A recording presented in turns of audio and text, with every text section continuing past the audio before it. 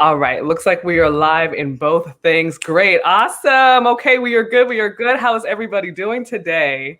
Hey How are you? guys, How are you, Mr. Nelson? Looks like we've got a few people in here. We've I got know. I know. We've got Sasha Yu. She says, I'm great, excited for the holiday. We have Mont Clarina Corrine MSHA join. Hi, let me wave hi.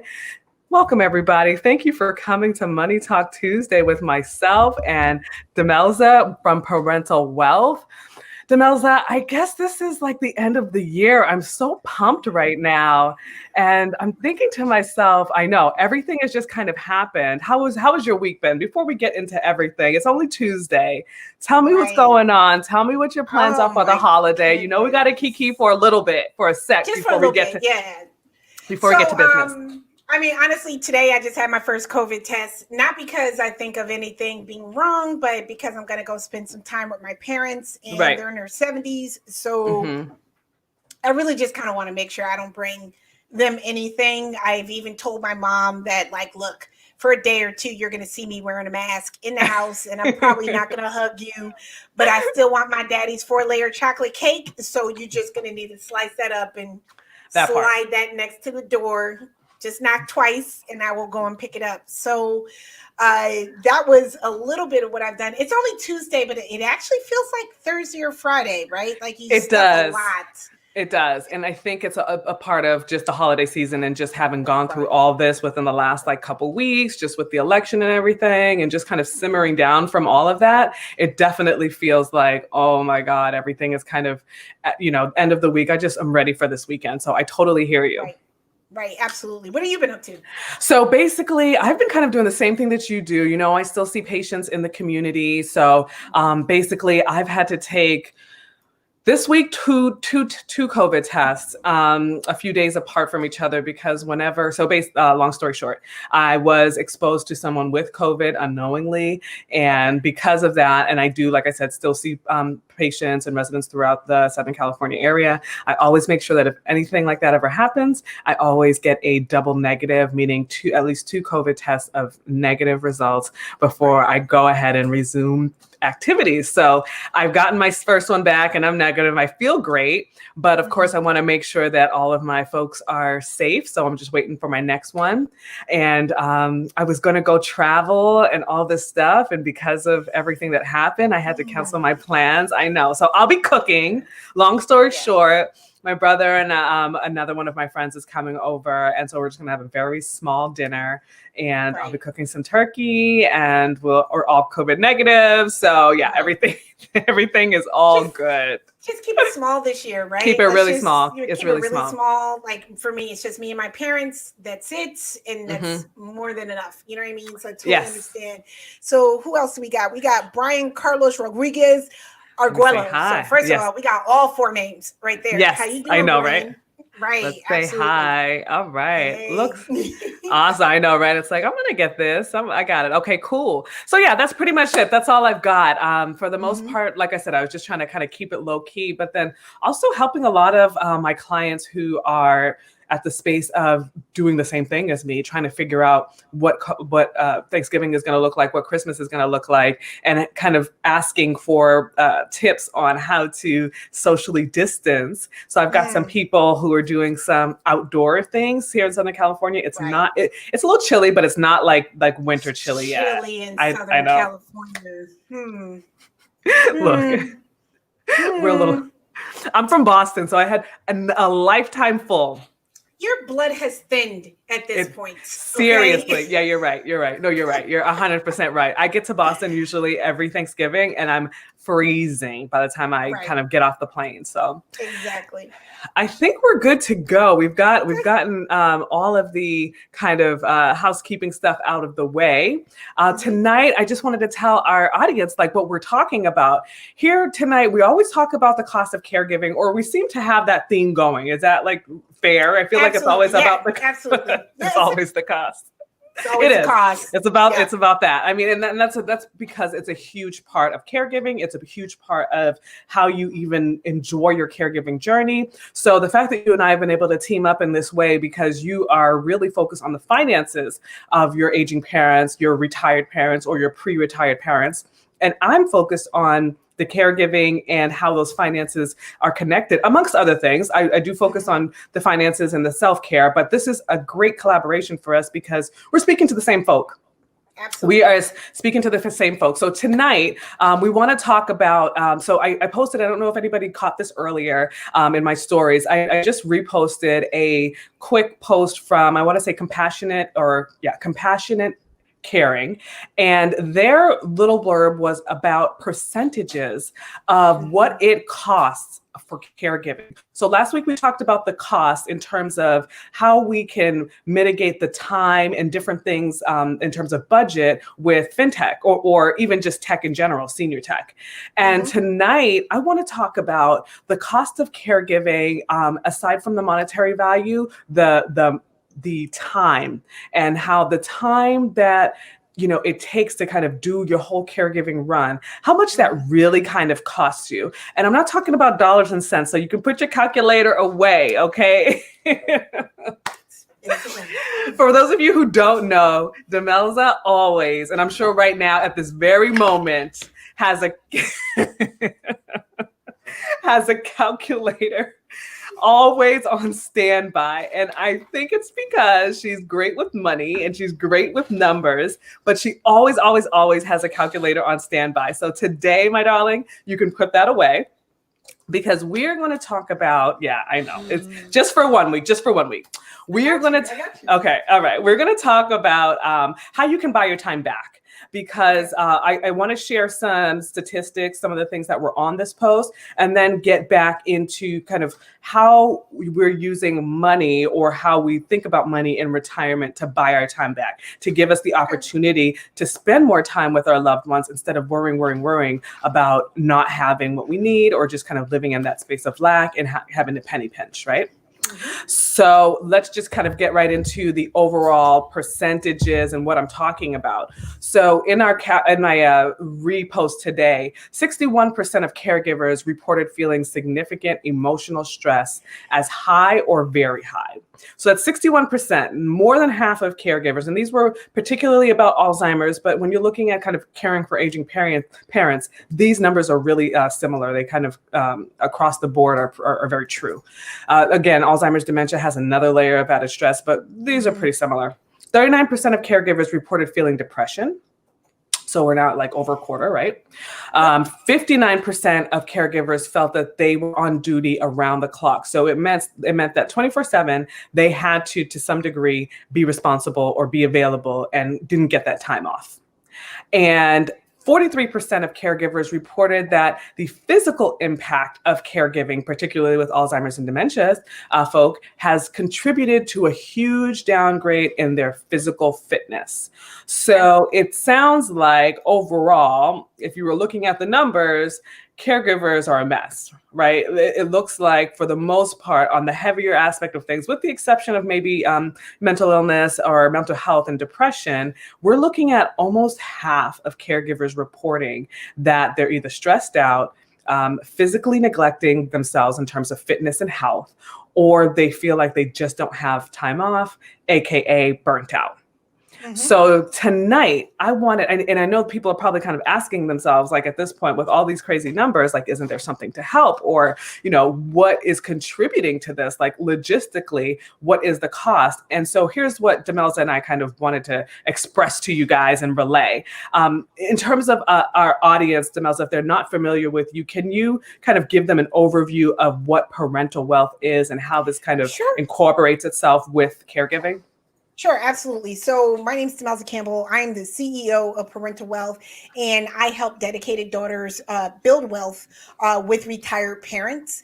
Now, the way this really kind of comes in with caregiving, I'm sure as you know, is that primarily the bulk of caregivers are actually women, right? Like men tend to give their money. You know what I mean? They tend to contribute financially to their family members in terms of caregiving, but women tend to really give up a lot of their time, their Hmm. energy doing the day-to-day tasks, the informal caregiving as it is. They're not paid for this.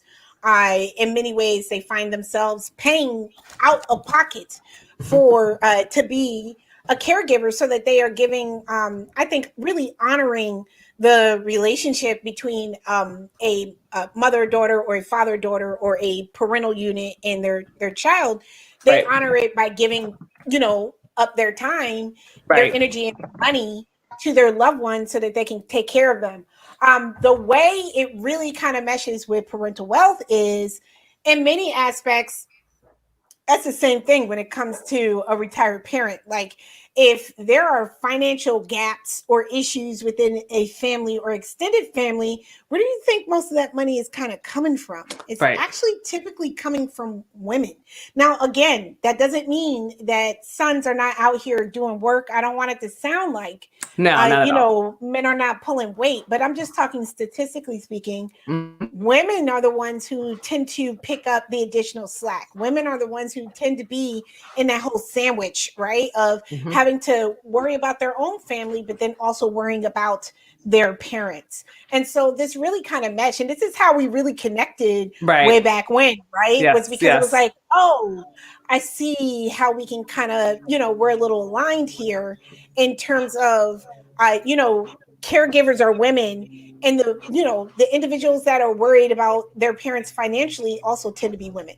Right, exactly. And so, a big part of how I kind of wanted everybody to get an idea of what you do with your clients is kind of, if you wouldn't mind, just talking about how you help them achieve certain goals, because you have a great backstory. And for those of you who haven't seen Demelza and I kind of talk about where we've come from in our journey, take a few looks back. We've got some great stuff on my YouTube channel. It's all there for you. But just I guess as a wrap up, Demelza, Sure. just not going into everything in detail, but how do you help them achieve their goals, especially when it comes to you use this term aging in power, and Right. if you could just explain to our audience what that is, like a recap, and then also what those goals are.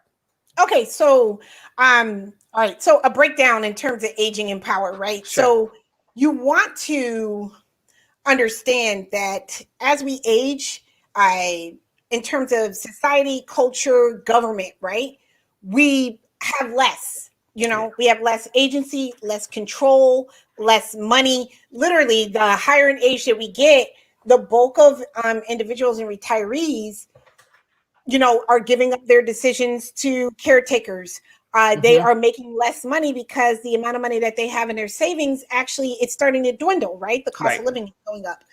They might be infirm or be dealing Hmm. with health issues, so your mobility goes down. Yes. So when you talk about aging in power, it's really finding a way to maintain your happiness and Hmm. your agency and your Hmm. independence for as long as possible. And a lot of that has to do with how you're connecting with the individual that will be your caregiver, That's and true. how they are doing in terms of their wellness as well. It's like aging in power is having open and honest conversations about health, Hmm. about what you want, about how to live a good life, but also how to have a good death. You just can't talk about just having life. You got to talk about, like, what do you want Yes. when you pass or when you transition. I want to make sure that you have exactly what you want, so that when you transition, it is as peaceful as possible, because that everything's taken care of. That is really part of the parental wealth framework, right? Because Okay. the first part is we talk money. We got to be talking money, and we got to be talking money early, and we got to be talking about it often. We want to make sure that we're reframing retirement. The vision that we had of retirement when we were like 20, 30, 40, 50, 60, toss it, right? Yeah. You got to go with what you want from retirement based on today, not based on where you were when you were 25 years old and you were swimming in the money like Uncle Scrooge. You Sure. don't want to do that. So, and after that, you really want to look at generational wealth. Like, within parental wealth, we talk about generational wealth often. How are you passing on this money? What is the estate plan that you have in place? We want to make sure that this is a normal part of your process, not just some random thing. And then, of course, we have agent power. Right. Of course. So let me just kind of, if I'm hearing this correctly, one thing though too that I wanted to point out is that we talked about just generational wealth specifically last week within the Black community, or I want to say Black and Brown community, because when we look at just generational wealth in general, education around it, we really haven't had a long history of it. So I want to highlight that, because that's a huge part of parental wealth. And I think when I'm working with my patients, or I should say clients, I have a hard time switching because I've been a nurse for 15 years. And so all my patients are patients, right? But they're really now my clients. But when I'm working with them, one of the biggest things I kind of have to harp on is that while we're planning this for mom or dad right now, we really need to be talking about you.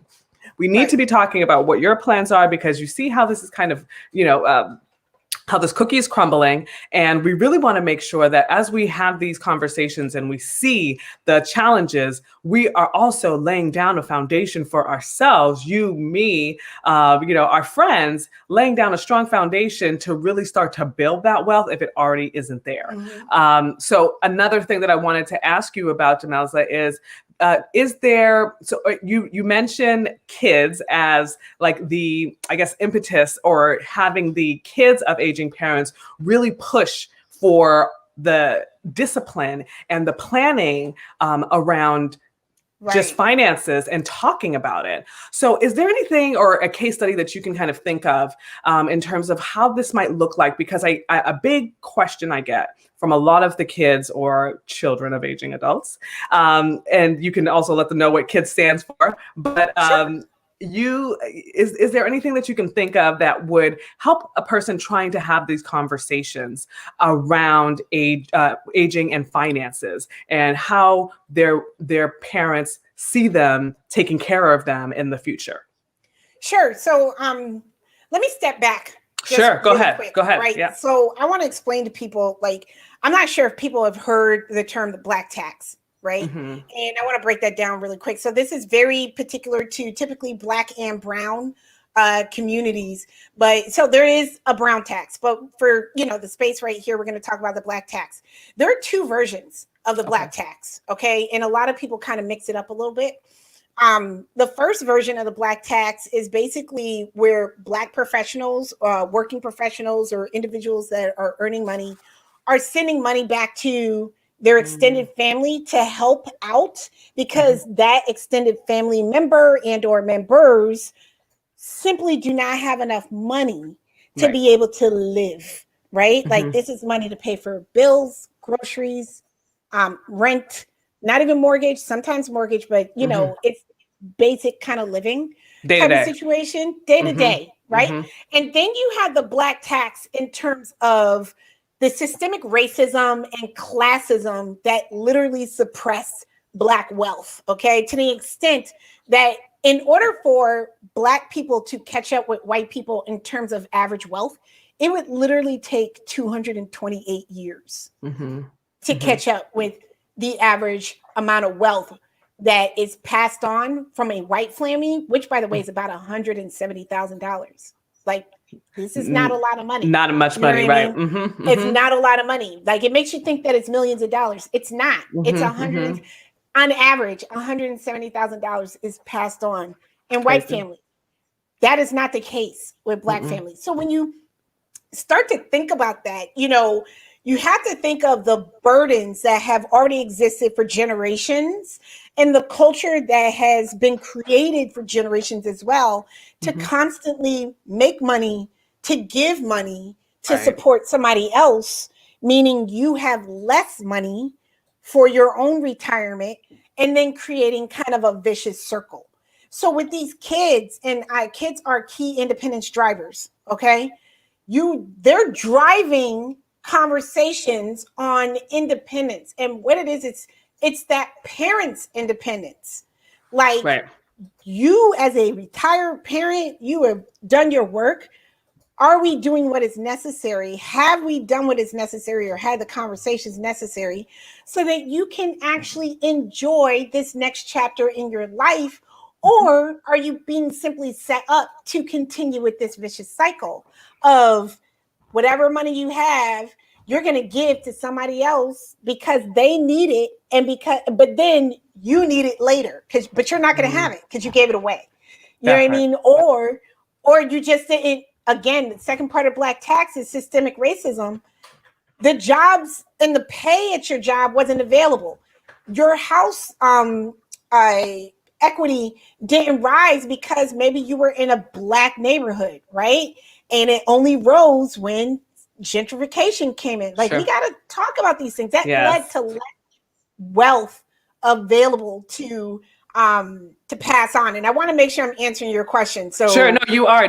It's okay. Actually no, you really are. And I think one more thing that you raise up another good point, and I'll just kind of piggyback on that, because I am a first generation Haitian American. So my parents came here when they were 26 years old, and basically have worked to the bone for all that they had. But I distinctly remember my mother, my aunts, uncles always talking about how they have to, and still to this day, send money back home. I'm not talking, and for their parents, my grandparents had unfortunately passed away this year. So in that sense, that part of the responsibility has ended. But there's still brothers and sisters and cousins back home who otherwise can't financially find means to support themselves. And the the repatriation of these people who have immigrated really holds them back from jumping that broom or jumping that curve of being able to at least come to a level playing field of financial wealth, let alone independence, right? Because when you're there's wealthy and then there's independent. When you're independent and you've got the whatever you money, the FU money, that's different. Like I think a lot of us are looking at how we build wealth moving forward and saying, yeah, I definitely need to make sure that there's a plan for this, because I can see, especially right now in today's economy, how the chips are falling, right? Right. Yeah. So no, I think I'm sorry, go ahead. No, go ahead. I was going to move on to another question, but if you have something else to say. I think in today's economy, the one thing that COVID did was it showed us where the gaps were that had already existed. Right. And it's almost like, it was being held together with duct tape and spit, right? And what COVID did was it just blew all of that away. Sure. And it showed us the pain points, not to mention, within families, but definitely within the American system, right? Fail safes that were supposed to be in place just didn't work out. Like places that should have been like, nursing homes should have been the one place that is, disinfected to, the gods, and it wasn't, what I mean? So I think what we need to kind of think of, because you asked for a case study a little earlier, right? Right. I know friends in college, like when we were in undergrad, and I mean, you're already broke in undergrad. You're holding down like a part-time job at the library. I worked at a call center. You know what I mean? But I know friends, right? You lose your shyness really quick at a call center. Super. But I have friends who literally from college all the way up till now have been paying money towards like their mother's mortgage, for groceries, just constantly paying money. I have parents that have family members that just have never quite managed to get on their feet, right? And it's always something. Oh, the car broke down, or, my rent went up, or there was an unexpected bill, or because I was late, there was an extra charge and I'm not able to pay it. Or, God forbid, something happens to a parent. What are we doing with these kids, right? Because these kids are family.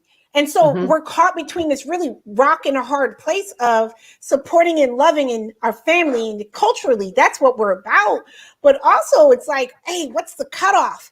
Because it's like, if I do this for you, like, you heard that old adage, right? Like if before you put on somebody else's oxygen mask, you got to put on your own. Yes, absolutely. Absolutely. It's still true even now, but it's like, it's almost like we were made to feel bad by not giving our last dollar to somebody in need in our family. But it's like, how can I do anything if I can't take care of myself? And right now you're asking me to do so much that when I'm in this situation, who's taking care of me? I gotta there's gotta be a balance to that. You know what I mean? And like these stories exist. I think if anybody, Staying in the Black is here, and FS Siri is here. If you think back to your friends and your family, you got boys, you got homegirls, you got family that constantly had to give money away, but that meant that they went less. They had less for groceries, less for travel, less for things that made them happy. And so when you think about it from a caregiving standpoint, and I'm just kind of wrapping it back into absolutely. No, it is absolutely key. It literally flows. Go ahead. So key. If you think about it from a caregiving standpoint, if you're giving up your money, you're dipping into your retirement account to take care of your loved one, that means that you have less for you. So or none at all. Or none at all, right? Like, and if you're caregiving 24/7, 365, how much energy you think you're going to really have to take care of somebody when you're not taking care of yourself? You can't go on vacation. You can't take a break. You can't hire anybody and outsource some of this caregiving so that you don't get upset. You don't get angry. And by the way, I'm not giving this as an excuse, right? Because there's no excuse for elder abuse. But I think we all know that sometimes parents and children, adult children, kids, everybody gets stressed out. You know what I mean? And you don't want to cross that line. You don't want to cross that line of feeling like there's no recourse and you don't know what to do. That's when you start to have like serious anxiety and breakdowns, and you're dealing with stuff. And a lot of this is rooted, I hate to say, in wealth. And I say wealth and not money, because wealth is time. Wealth is opportunity. Wealth is mindset. Access. Right. It's not just cash, because some of it is just knowing that if you knew that your parent is shifting their mindset to understand that, no, I can't spend all of this money and expect somebody else to give me this cash because I didn't pay my bills. You shift things and you get to, you get to other points. As a Siri, thank you so much. We try here in the Money Talk Money Tuesdays. That's so right. I think we've got time for one. There were so many points that we always do this, right? No, I know. We try to keep it short and sweet, folks. 30 minutes and we get in, we get out. We just want to touch base with all of the people who follow us and support us, because we have enough of the resources available. And that's just to follow up on what you said, where a lot of people go through these stresses, they go through these issues, and they don't have to. There are enough resources, there are enough tools out there that will help, but it's about knowing where they are, what they do, and how they're used, and then effectively putting in some kind of a routine or and having the discipline, really, right, to put in a routine and a process and a system so that you can be successful, right? You can be successful in your caregiving journey, you can be successful in your retirement journey, and just moving forward in the aging process. So real quick, Demelza, we've got a few more minutes. I think we've got time just like for this one quick question. Really, it's more or less your opinion.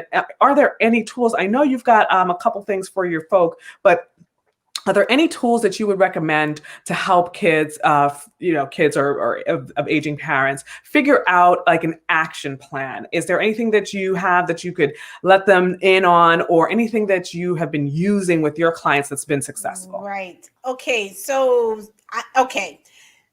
I know, go for it. I know. I created I know you did, right? I created a budget strictly for retired parents, right? Okay. And this is just based off of my experience. And it's an Excel spreadsheet. I'm actually in the process of putting it on my Gumroad. It's going to go on my Gumroad, I believe next week. Just in time for, December, because I'm realizing that a lot of these budgeting spreadsheets and softwares and stuff like that, they don't talk about it from this standpoint, right? Like they're very basic, and I wanted to do a much deeper dive. So please make sure you are signed up to my email. You can hit me on the link in my profile and you can subscribe to my email. Actually, when you subscribe to my email, you get a worksheet. So I put together a worksheet. It's called Talk Money with Retired Parents. And it's called Their Reason to Budget. You've got to find their reason to budget. It can't just be your reason to budget, because nobody cares. about your reason to budget. What?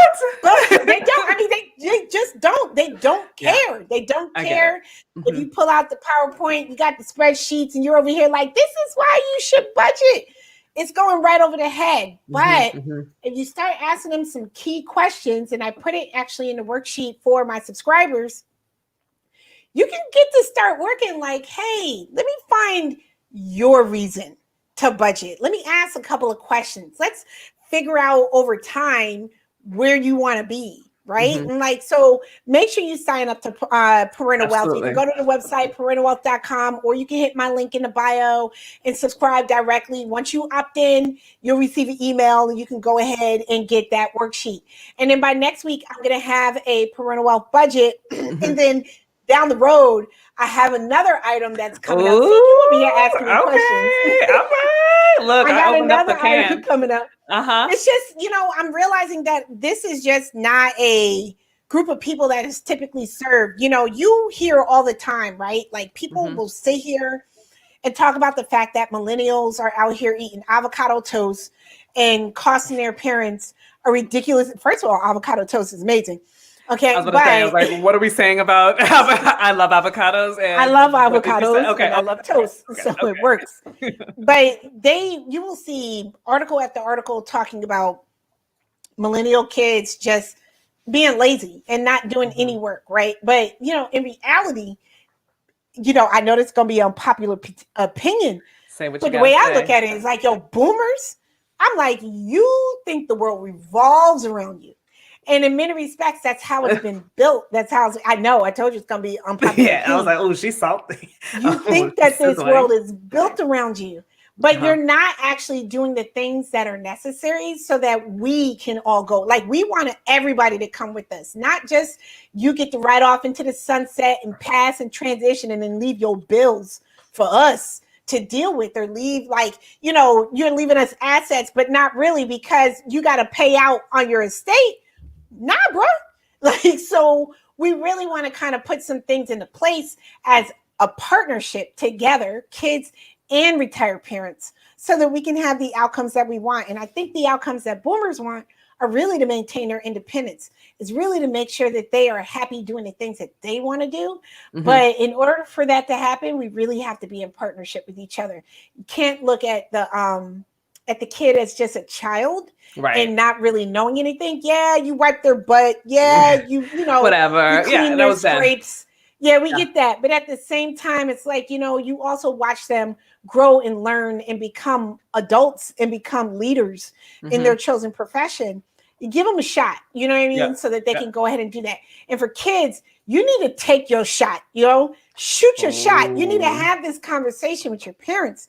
You need to be willing to go places that are crunchy and sticky and a little scary, because how are you going to ask for a big outcome and take no risk, right? Doesn't really work out like that, It So doesn't. It does. I'm those are nervous my just two thinking cents. about it. Like, ooh. Well, I help because I help a lot of my clients who tend to be, so my clients generally are the kids of aging parents, because they are the ones that reach out to me and talk to me about their needs, the needs of their parents, their own personal needs, and what kind of situation they're going through. And I have to, in some way create a customized care plan for them and sometimes facilitate this conversation, Yeah, because it is very hard. I cannot tell you how many times I've sat down with 40, 50-year-old kids, right? And their 70, 89-year-old parents, and they don't want to ask them very, very simple questions like, what is the balance of your checking account? right. No, and I'm sorry. Go ahead, girl. No, You no, could do that's this all it. No, day. that's My it. God. Like no, no, not at all. Go for it, because that's just the reality. That's what we're talking about right now. These No, money I talks. mean, Yeah. it's really important. Like, I mean, I had a conversation with somebody earlier today where, she said she loved what I was talking about and that was great. But she was like, hey, I'm not really good at that. I'm not really good at talking about money with, my parent. I get a little nervous about it. It doesn't really work out. And I literally said, nope, I'm snatching that. You don't get to speak that into existence. I was Mm-mm. like, you sound like you are loving your parent and that you have a great relationship just from the 5 minutes in which I've talked to you. in order for you to love them, you get to be honest with them too. You get to ask honest questions. You know what I mean? Like if we sit here and I'm gonna be honest, we lie or we avoid things out of this thought process that we are treating somebody well because we don't want to upset them. Right? Yeah. But isn't honesty and transparency and owning your truth, isn't that really treating somebody well? Like, I don't get where, lying and or avoidance and or omission is treating somebody well. Right. Is it hard? Yeah. Right. It doesn't mean you do it the same way every single time. Sure. You change it up. You got to iterate, right? Sure. But it's like, whenever I think of like those scary moments where I get like, I call it like the little butterfly moments where it's like, I'm freezing up a little bit. I take that as a signal of, I have to say this. Right. Because that is so important that I had a physical reaction to it. Like clearly, if I don't say this. Good point. You know what I mean? And it's like, it's figuring out how to say it. It's not what you say, it's how you say it. And so as much as somebody's going to sit here and say, well, I love you enough to not talk to you about money. Doesn't work. Doesn't add up. That doesn't add up. And I mean, I know we went over a little bit. I feel like Staying in the Black stuck with us. SF series stuck with us. Yes. Guys, we hope that this is it's helpful to you because it's real stuff. It is. But I mean, on that note, I will say this. A lot of what you're talking about and what you just mentioned is has to do with family dynamics, right? And I think we might need to dedicate a whole other show to this. I think so. Because it's sticky and there are different layers. And a lot of those layers are deeply rooted in your financial blueprint, the financial blueprint of your culture, of your individual household, and then your own kind of makeup, right? Like internally, what do you believe about money, about finances, about how those things correlate with your responsibilities for caregiving? So I think we've got our next topic. I don't know. What do you? No, I mean, I think we got our next two topics. I think that's true.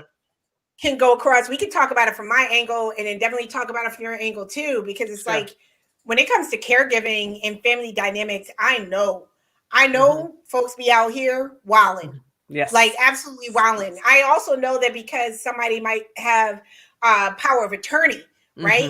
They may feel a power rush, right? It's like somebody right. Like somebody who, there are studies where it's like people who own guns feel so much more in control and in power, right? And don't get me wrong, right? Because I'm supposed to go to a gun show too and get my first baby. It is what it is.